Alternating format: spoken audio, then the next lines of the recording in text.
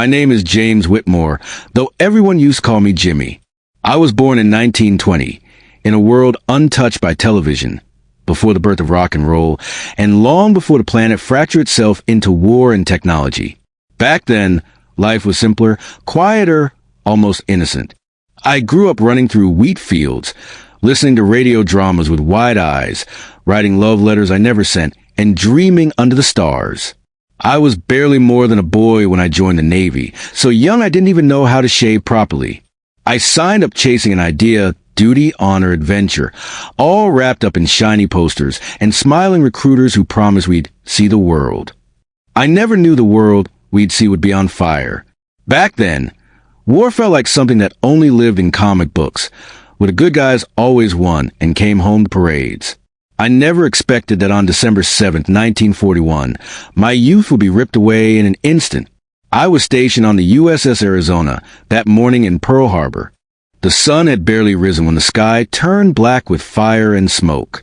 It wasn't just bombs falling, it was boys like me, screaming, bleeding, trying to make sense of hell.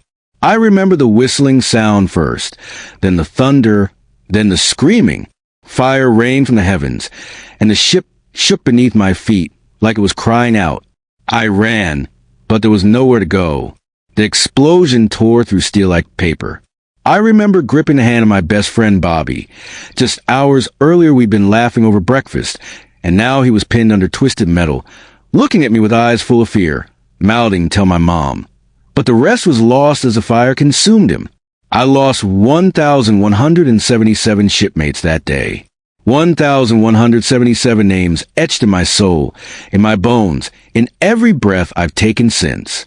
I saw boys drown while calling for their mothers. I saw others clutch each other's hands through shattered bulkheads, knowing they wouldn't make it out. I saw bodies in pieces, and minds broken before their hearts stopped beating. I made it out, somehow burned, shaken, a shelled boy who signed up thinking he'd return a hero. When I stumbled back to the shore, still tasting smoke and blood, I knelt by the water, and there it was, a broken piece of violin, just a neck, bobbing in the oily harbor. One of the Navy chaplains used to play it every Sunday, offering a few quiet moments of peace in a world that was quickly unraveling. That day I made a promise. I would learn to play, not for me, but for them, for every soul who never got to go home, who never kissed their sweetheart goodbye, who died with fear in their eyes and bravery in their hearts. It took years, but I did learn. Every December 7th since, I sit by my window and play a song I wrote, a song for my brothers, a song filled with memory, sorrow, and love. Now I'm 104. My doctors told me I shouldn't travel, that my heart's too weak.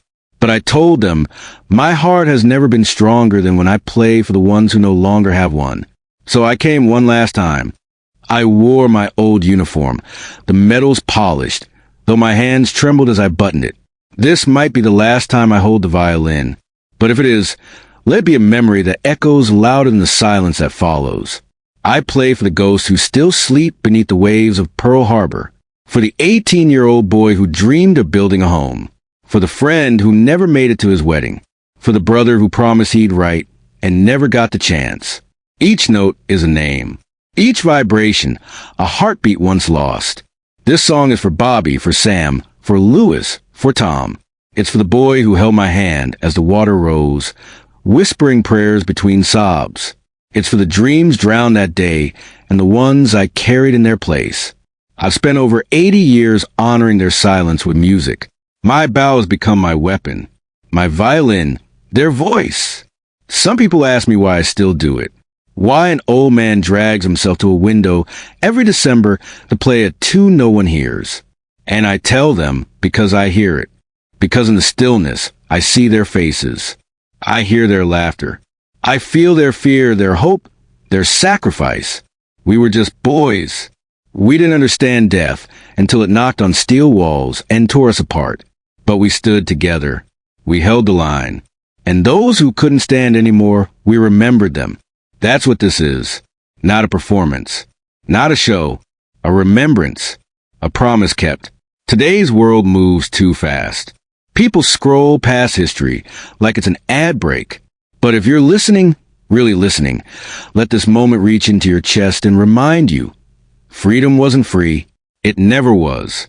I've seen too many flags folded and too many mothers weep. I've outlived almost everyone I ever loved. And yet, here I am, still playing, because memory is the only thing that keeps the dead alive. And I won't let them be forgotten. Not on my watch. Not while I still breathe. If this is my last December 7th, let be a day the world remembers. Not for me, but for them. For the 1,177. For every soldier who gave everything and asked for nothing. I play for the ones who never got to grow old, who never dance again, who never saw their children smile. I play for the sacrifice, for the silence, for the songs that died before they could be sung. I am James Whitmore, and this is my final song.